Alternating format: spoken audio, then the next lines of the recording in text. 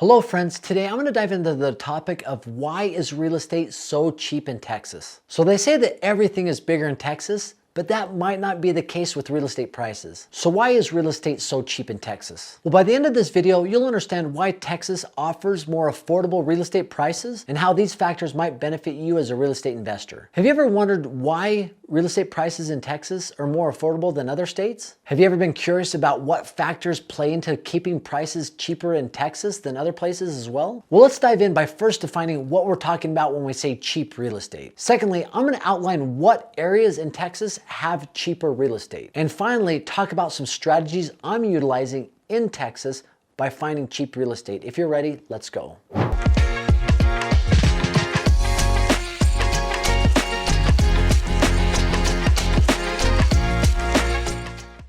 So if you're like most of us, you live in an area where the prices of real estate have skyrocketed over the last 3-4 years. And even though interest rates have gone up and more inventories come on the market, it doesn't feel like real estate prices are really coming down. Now, is there going to be an expected pullback on prices? Most would hope so, but really most people don't really know. The economic data might say that as more inventory starts to grow, but let's just say crazier things have happened.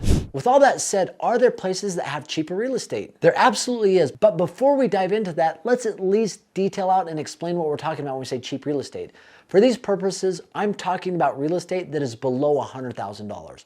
And I'm talking about homes, single family homes. Now understand, there is cheap real estate and then there is cheap real estate, right? There's a big difference. The latter is the real estate that is absolutely hammered and it is priced really low because it is in just a horrible situation. And it actually might take a miracle to get it functioning as a home again. Even the best fix and flippers out there wouldn't be able to resurrect it. The former is real estate that is less expensive because it's in an area that prices haven't necessarily skyrocketed a whole bunch. Or it's in an area that's maybe less desirable, it isn't close to any major metropolitan areas, so because it's more rural, prices are gonna be a lot less, or it's less desirable for people to live there. Maybe jobs aren't as prominent or other factors, but regardless, prices are low. But interestingly enough, there are places that have cheaper real estate that are fairly close to metropolitan areas. And ultimately, when we talk about cheaper real estate prices, especially the former, we're talking about supply and demand. And a lot of times, the greater the supply, the lower the price. The higher the demand, the greater the price, right? But there might be some areas that traditionally have lower priced real estate because they're more rural. And that used to be a major thing. But with COVID and the ability for people to work from home, that's kind of changed some of the mindset regarding living in a rural place, and a lot of people are now preferring that. Now understand, not all areas in Texas have cheap real estate. If you go to some of the major hubs like Dallas, Austin, Houston, San Antonio, there's gonna be some prices that are very high that maybe make your eyes explode because the prices are very high. And there's areas that are growing that have seen a boom and increase in prices as well. However, there are places within Texas that have some affordable prices, and year in and year out, the economy still does really well. So when I'm talking about cheap real estate in Texas, I'm typically talking about the western part of Texas.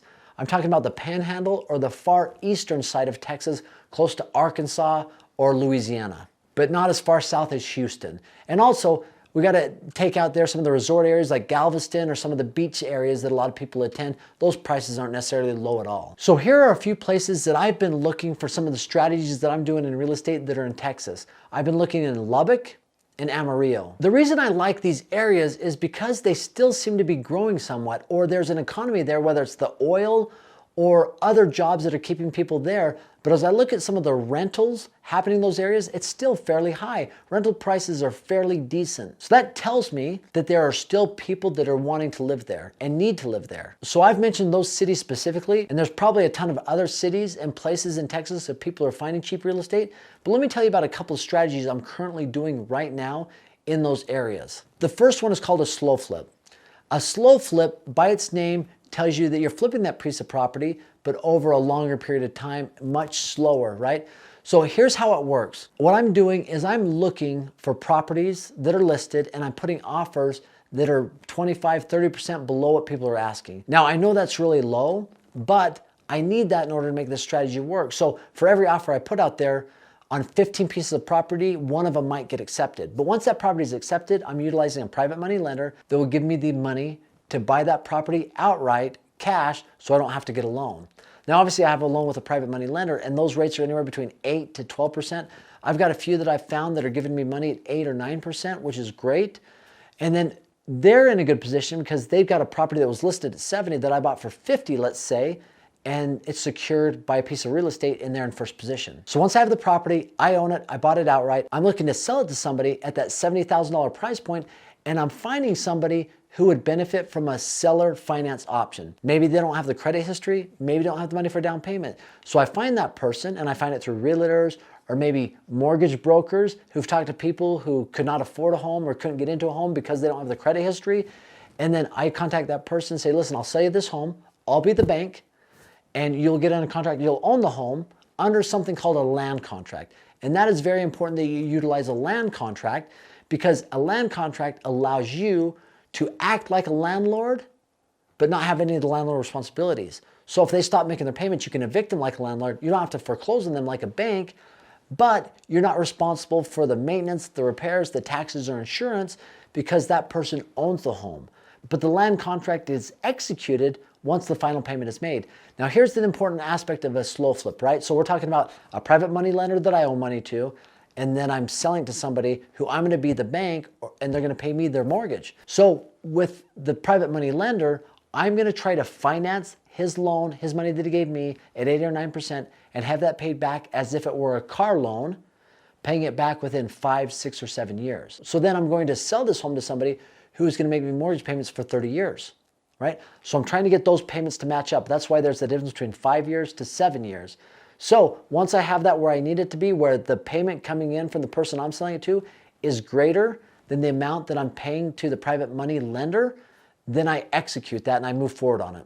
Now, with this slow flip strategy, there's not gonna be a huge margin between what I'm receiving and what I'm paying my private money lender, but because this person can't get a traditional loan, I'm gonna charge a little bit higher interest rate. But regardless, if I'm doing this, I'm having somebody pay all of my expenses, they own the home, they're treating it as if it were their home, and they're making the payments that I have to make to my private money lender. And let's go to the point where this is starting to be paid off, the private money is starting to be paid off.